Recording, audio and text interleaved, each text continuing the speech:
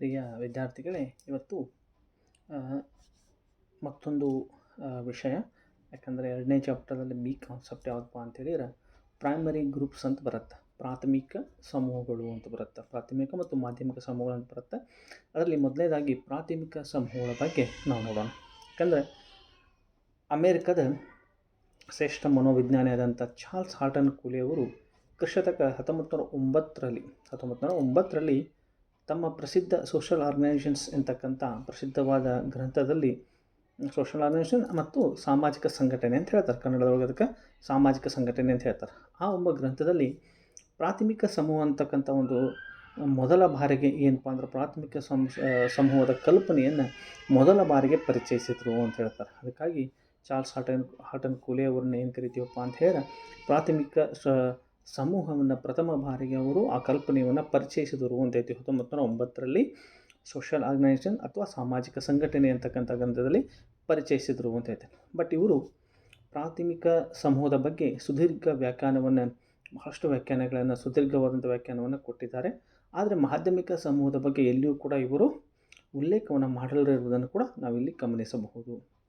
ಹಾಗಾದರೆ ಈ ಪ್ರಾಥಮಿಕ ಸಮೂಹಗಳು ಅಂದರೆ ಏನು, ಪ್ರಾಥಮಿಕ ಸಮೂಹ ಅಂದರೆ ಏನು ಅನ್ನೋದನ್ನು ನಾವು ನೋಡೋಣ. ಇಲ್ಲಿ ಪ್ರಾಥಮಿಕ ಸಮೂಹದ ಪರಿಕಲ್ಪನೆಯು ಸಮಾಜಶಾಸ್ತ್ರಕ್ಕೆ ಮತ್ತು ಸಾಹಿತ್ಯಕ್ಕೆ ಕೊಟ್ಟಂಥ ಅತ್ಯಮೂಲ್ಯದ ಕೊಡುಗೆ ಅಂಥೇಳಿ ನಾವು ಚಾರ್ಲ್ಸ್ ಹಾರ್ಟನ್ ಕೂಲಿ ಅವ್ರನ್ನ ನಾವು ಹೇಳ್ತೀವಿ. ಯಾಕಂತ ಹೇಳಿದರೆ ಪ್ರಾಥಮಿಕ ಸಮೂಹಗಳು ಬಹಳಷ್ಟು ಸಾರ್ವತ್ರಿಕ ಸ್ವರೂಪವಾದಗಳು. ಅವು ಎಲ್ಲ ಕಡೆ, ಎಲ್ಲ ಸಮಯ, ಎಲ್ಲ ಕಾಲ, ಎಲ್ಲ ಕಾಲಘಟ್ಟಗಳಲ್ಲಿ ಇರತಕ್ಕಂಥದ್ದು ಅಂತ ಹೇಳ್ತೀವಿ. ಹಾಗಾಗಿ ಅವು ಸಾರ್ವತ್ರಿಕವಾದವು ಅಂತ ಹೇಳ್ತೀವಿ.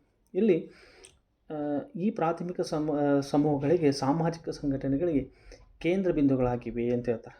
ಇವು ಗಾತ್ರದಲ್ಲಿ ಬಹಳಷ್ಟು ಚಿಕ್ಕದಾಗಿರ್ತವೆ. ಯಾವುವು ಪ್ರಾಥಮಿಕ ಸಮೂಹಗಳು ಗಾತ್ರದಲ್ಲಿ ಭಾಳಷ್ಟು ಚಿಕ್ಕಿರ್ತವೆ. ಅದರಲ್ಲಿ ವ್ಯಕ್ತಿಗಳಲ್ಲಿ ಪರಸ್ಪರ ಸಂಪರ್ಕಕ್ಕೆ ಒಳಗಾಗಿರ್ತಾರೆ. ಅಂದರೆ ಬಹಳಷ್ಟು ಮುಖಾಮುಖಿ ಮತ್ತು ಆತ್ಮೀಯ ಸಂಪರ್ಕಗಳನ್ನು ಇವರು ಇಲ್ಲಿ ಹೊಂದಿರ್ತಾರೆ. ಇಲ್ಲಿ ವಿಶೇಷವಾಗಿ ಸಹಕಾರದಿಂದ ಹೆಚ್ಚು ಒಡಗೂಡಿರ್ತಾರೆ ಅಂತಕ್ಕಂಥದ್ದು ಕೂಡ ನಾವು ಗಮನಿಸ್ಬೋದು. ಹಾಗಾಗಿ ಸೇಜ್ ಕೂಲಿ ಅವರು ಒಂದು ಮಾತು ಹೇಳ್ತಾರೆ. ಅಲ್ಲಿ ಏನು ಹೇಳ್ತಾರಪ್ಪ ಅಂತ ಹೇಳಿದ್ರೆ, ಮಾನವನ ಸಾಮಾಜಿಕ ಸ್ವಭಾವವನ್ನು ರೂಪಿಸುವಲ್ಲಿ, ಮಾರ್ಪಡಿಸುವಲ್ಲಿ ಹಾಗೂ ವೈಯಕ್ತಿಕ ಆದರ್ಶಗಳನ್ನು ಮೂಡಿಸುವಲ್ಲಿ ಇದು ಅತಿ ಪ್ರಮುಖವಾಗಿದೆ ಅಂತಾರೆ. ಅಂದರೆ ಪ್ರೀತಿ, ವಾತ್ಸಲ್ಯ, ಅನುಕಂಪ, ಮಮತೆ, ತ್ಯಾಗ ಮುಂತಾದ ಗುಣಗಳನ್ನು ವ್ಯಕ್ತಿಯಲ್ಲಿ ಬೆಳೆಸ್ತಕ್ಕಂಥದ್ದು ಈ ಪ್ರಾಥಮಿಕ ಸಮೂಹದ ಮುಖ್ಯವಾದಂಥ ಒಂದು ಪಾತ್ರವಾಗಿದೆ ಅಂತಕ್ಕಂಥ ವಿಷಯವನ್ನು ನಮ್ಮ ಚಾರ್ಲ್ಸ್ ಹಾರ್ಟನ್ ಕೂಲಿ ಅವರು ತಮ್ಮ ಒಂದು ವಿಚಾರದಲ್ಲಿ ಹೇಳ್ತಾ ಹೋಗ್ತಾರೆ.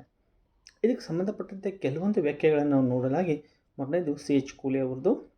ಅವ್ರೇನು ಹೇಳ್ತಾರಪ್ಪ ಅಂದ್ರೆ, ಪ್ರಾಥಮಿಕ ಸಮೂಹಗಳು ಅನ್ಯೋನ್ಯವಾದಂಥ ಮುಖಾಮುಖಿ ಸಂಬಂಧ, ವ್ಯಕ್ತಿಯ ಸಹಕಾರ ಗುಣಗಳನ್ನು ಹೊಂದಿದ ಸಮೂಹಗಳಾಗಿವೆ.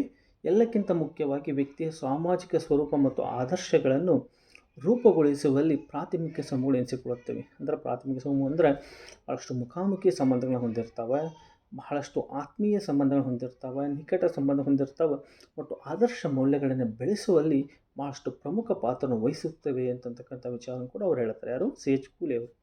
ಇನ್ನೆರಡನೇದಾಗಿ ವಾಲೆಸ್ ಮತ್ತು ವಾಲೆಸ್ ರವರು ಏನು ಹೇಳ್ತಾರಪ್ಪ ಅಂದರೆ, ಪ್ರಾಥಮಿಕ ಸಮೂಹ ಎಂದರೆ ಅತ್ಯಂತ ನಿಕಟಮತವಾದ ಹಾಗೂ ಮುಖಾಮುಖಿ ಸ್ವರೂಪದ ಅಂತಃಕ್ರಿಯೆಯನ್ನು ಹೊಂದಿರುವ ಅಥವಾ ಆಧರಿಸುವ ಸಮೂಹವಾಗಿದೆ ಅಂತಾರೆ. ಅಂದರೆ ಬಹಳಷ್ಟು ಹತ್ತಿರ ಇರತಕ್ಕಂಥ ಸಂಬಂಧವನ್ನು ನಾವು ಪ್ರಾಥಮಿಕ ಸಮೂಹ ಅಂತ ಕರಿತೀವಿ ಅಂತೇಳಿ. ಇನ್ನು ಸರಳ ಶಬ್ದಗಳು ನಾವು ಹೇಳೋದಾದರೆ, ಮುಖಾಮುಖಿ, ಪರಸ್ಪರ ಸಹಕಾರ, ಪ್ರೀತಿ, ಪ್ರೇಮ, ತ್ಯಾಗ ಇಂಥ ಅನೇಕ ಗುಣಲಕ್ಷಣ ಹೊಂದಿರುವಂಥ ಸಮೂಹವನ್ನು ನಾವು ಏನೇನು ಕರಿತೀವಿ?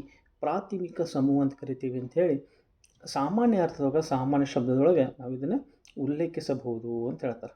ಆದರೆ ಸಿ ಎಚ್ ಕೂಲಿ ಅವರು ಇದಕ್ಕೆ ಕೆಲವೊಂದು ಉದಾಹರಣೆ ಕೊಡ್ತಾರೆ. ನಾವು ಯಾವುದನ್ನು ಪ್ರಾಥಮಿಕ ಸಮೂಹ ಅನ್ಬೋದು ಅಂತ. ಕುಟುಂಬ, ನೆರೆಹೊರೆ, ಗೆಳೆಯರ ಬೆಳಗ, ಆಮೇಲೆ ಗ್ರಾಮದ, ವಿಶೇಷವಾಗಿ ಗ್ರಾಮದ ಚಿಕ್ಕ ಸಮುದಾಯ, ಅದು ಸಮವಯಸ್ಕರ ಸಮೂಹಗಳು, ಇವೆಲ್ಲ ಏನಪ್ಪ ಅಂತ ಹೇಳಿದ್ರೆ ನಮ್ಮ ಪ್ರಾಥಮಿಕ ಸಮೂಹಗಳಿಗೆ ಉದಾಹರಣೆಗಳಾಗಿವೆ ಅಂತಕ್ಕಂಥದ್ದನ್ನು ನಾವು ವಿಶೇಷವಾಗಿ ನಾವು ಗಮನಿಸ್ಬೋದು. ಒಟ್ಟು ತಿಳ್ಕೊರಿ, ಪ್ರಾಥಮಿಕ ಸಮೂಹ ಅಂದರೆ ಬಹಳಷ್ಟು ಆತ್ಮೀಯವಾದಂಥ ಸಂಬಂಧವನ್ನು ಹೊಂದಿರಬೇಕು ಅಂತೇಳಿ. ಇದಾದಮೇಲೆ ಇದರ ಕೆಲವೊಂದು ಗುಣಲಕ್ಷಣ ನೋಡಬೇಕಾಗತ್ತೆ. ಅಂದರೆ ನಾವು ಯಾವುದನ್ನು ಪ್ರಾಥಮಿಕ ಸಮೂಹಗಳನ್ನು ಗುರುತಿಸ್ಬೋದು ಅನ್ನೋದಕ್ಕೆ. ಅದರಲ್ಲಿ ಒಂದು ಪ್ರಾಥಮಿಕ ಸಂಬಂಧಗಳ ಪ್ರಾಧಾನ್ಯತೆ ಅಂತ ಬರುತ್ತೆ. ಪ್ರಾಥಮಿಕ ಏನದವ, ಇವುಗಳ ಸಂಬಂಧಗಳ ಪ್ರಾಧಾನ್ಯತೆ ಅಂತ ಬರುತ್ತೆ. ಇಲ್ಲಿ ಪ್ರಾಥಮಿಕ ಸಮೂಹಗಳಲ್ಲಿ ಮುಖಾಮುಖಿ ಅಥವಾ ಪ್ರಾಥಮಿಕ ಸಂಬಂಧ ಪ್ರಾಮುಖ್ಯತೆಯನ್ನು ಕಾಣಬಹುದು. ಅಂದರೆ ಇಲ್ಲಿ ಒಬ್ಬರೊಬ್ಬರಿಗೆ ಬಹಳಷ್ಟು ಪರಿಚಯ ಇರ್ತಾರೆ. ಇಲ್ಲಿ ಸಹಕಾರ ಮನೋಭಾವನೆ ಎದ್ದು ಕಾಣ್ತಿರ್ತೈತಿ. ಪ್ರತಿ ಸದಸ್ಯ ಅಂದರೆ ಒಬ್ಬ ಸದಸ್ಯ ಇನ್ನೊಬ್ಬ ಸದಸ್ಯನಿಗೆ ಬಹಳಷ್ಟು ಪರಿಚಯನಾಗಿರ್ತಾನೆ.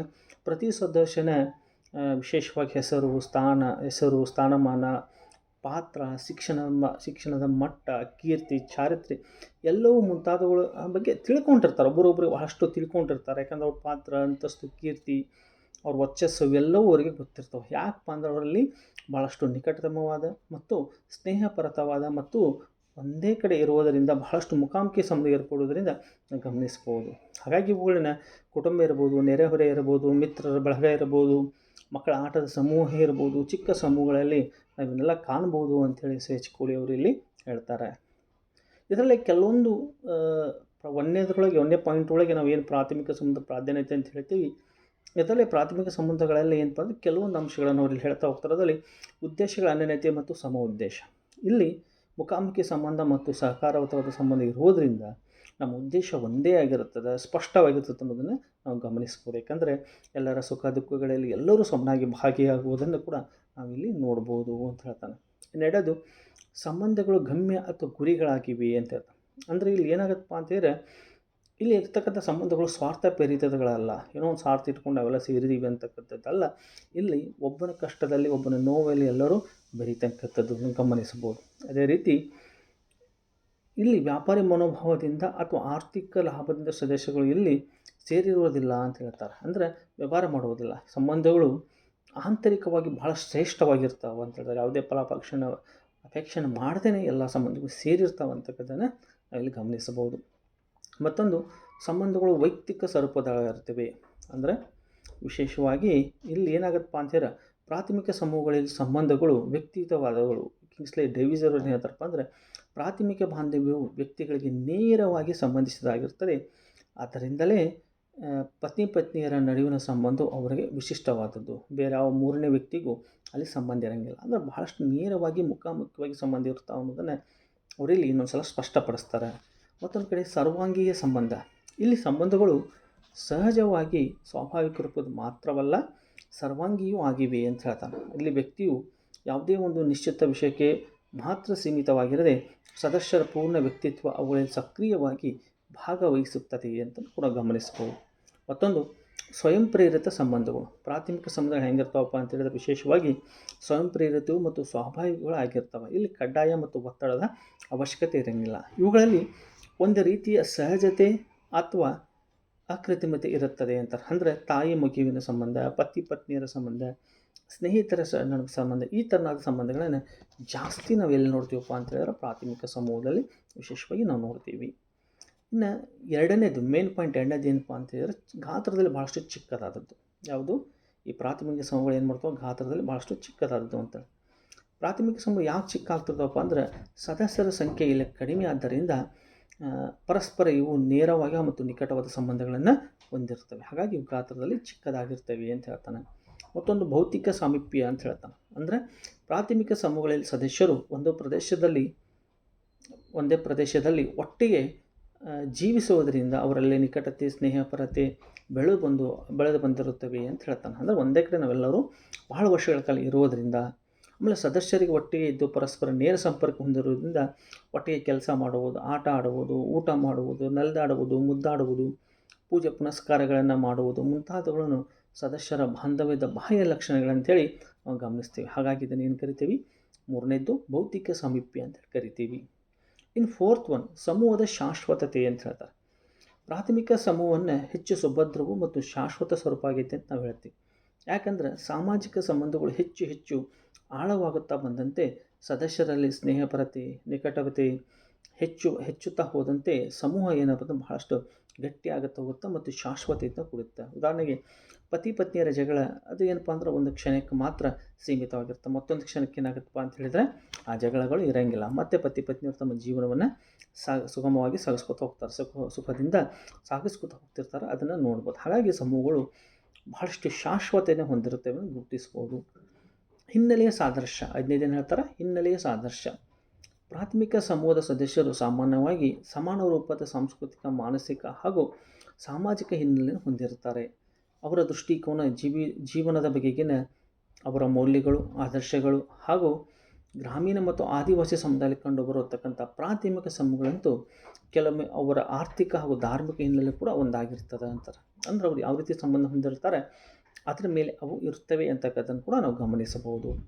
ಇನ್ನು 6ನೇದ್ದು 6th ಒನ್ ಏನು ಹೇಳ್ತಾನಪ್ಪ ಅಂದರೆ ಸೀಮಿತವಾದ ಸ್ವಾರ್ಥಪರತೆ ಮತ್ತು ಸ್ವಹಿತಾಸಕ್ತಿಗಳು. ಸೀಮಿತವಾದ ಸ್ವಾರ್ಥಪರತೆ ಮತ್ತು ಸ್ವಹಿತಾಸಕ್ತಿಗಳು ಅಂತ ಹೇಳ್ತಾನೆ. ಇಲ್ಲಿ ಪ್ರಾಥಮಿಕ ಸದಸ್ಯರು ಯಾವಾಗಲೂ ಸ್ವಂತ ಹಿತಾಸಕ್ತಿಗಳಿಗಿಂತಲೂ ಸಮೂಹದ ಕಲ್ಯಾಣದ ದೃಷ್ಟಿಯಿಂದ ಹೋಗಿ ಯೋಚಿಸುವರು. ಎಲ್ಲರಿಗೂ ಸಂಬಂಧಿಸಿದ ವಿಚಾರಗಳನ್ನು ಚರ್ಚಿಸಲು ಅವರೆಲ್ಲ ಒಟ್ಟಿಗೆ ಸೇರುವರು.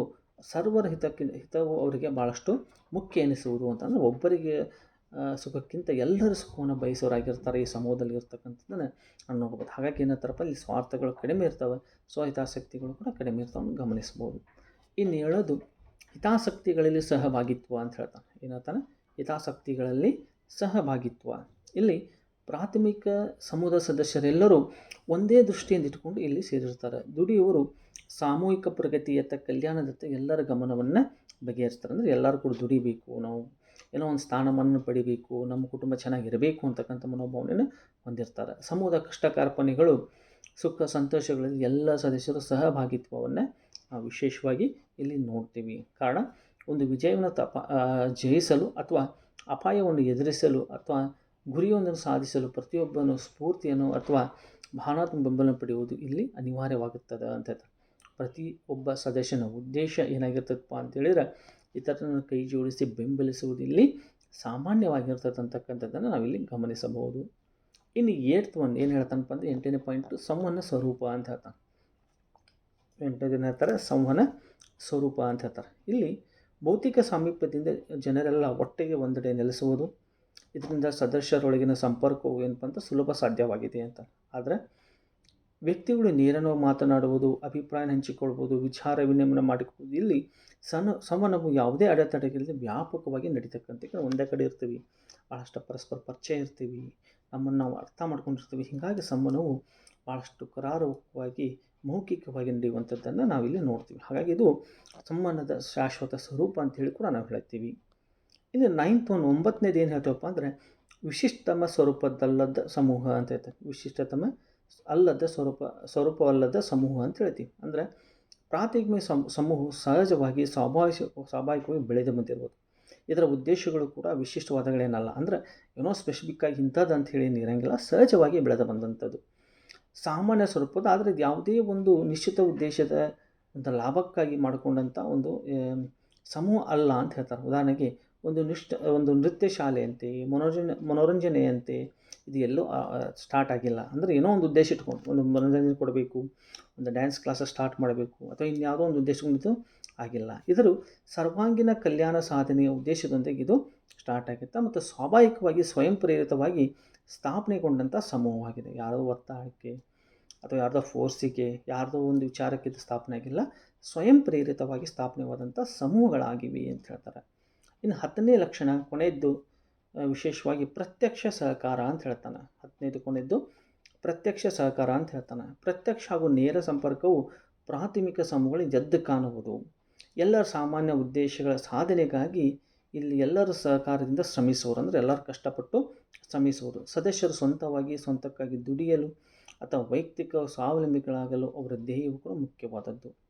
ಇಲ್ಲಿ ಜಂಟಿ ಪ್ರಯತ್ನದ ಒಂದು ಸಾಮೂಹಿಕ ಅನುಭವ ಅಥವಾ ಕಾರ್ಯಗಳ ನೆರವೇರಿಸಲು ಸಮೂಹವು ಯಾವಾಗಲೂ ಐಕ್ಯತೆಯಿಂದ ಇರುವುದು, ಯಾವಾಗಲೂ ಒಂದುಗೂಡಿ ಇರುವುದು ಅಂತಾರೆ. ಹಾಗಾಗಿ ನಮ್ಮ ಜೀವನದಲ್ಲಿ ಸಮಾಜದಲ್ಲಿ ನಾವು ಬದುಕಬೇಕಂದ್ರೆ ಪ್ರಾಥಮಿಕ ಸಮೂಹಗಳು ಭಾಳಷ್ಟು ಮುಖ್ಯವಾಗಬೇಕು ಅಂತಕ್ಕಂಥ ವಿಷಯವನ್ನು ಕೂಡ ನಾವು ನೋಡ್ಬೋದು. ಇಷ್ಟು ನಿಮ್ಮ ಪ್ರಾಥಮಿಕ ಸಮೂಹ ಅಂದರೆ ಏನು, ಪ್ರಾಥಮಿಕ ಸಂಬಂಧಪಟ್ಟಂಥ ಗುಣಲಕ್ಷಣಗಳನ್ನು ನೋಡಲಾಗಿದೆ. ನೆಕ್ಸ್ಟು ಮಾಧ್ಯಮಿಕ ಸಮೂಹ ಎಂದರೇನು, ಮಾಧ್ಯಮಿಕ ಸಮೂಹದ ಗುಣಲಕ್ಷಣಗಳನ್ನು ನೋಡೋಣ. Okay, thank you, good like.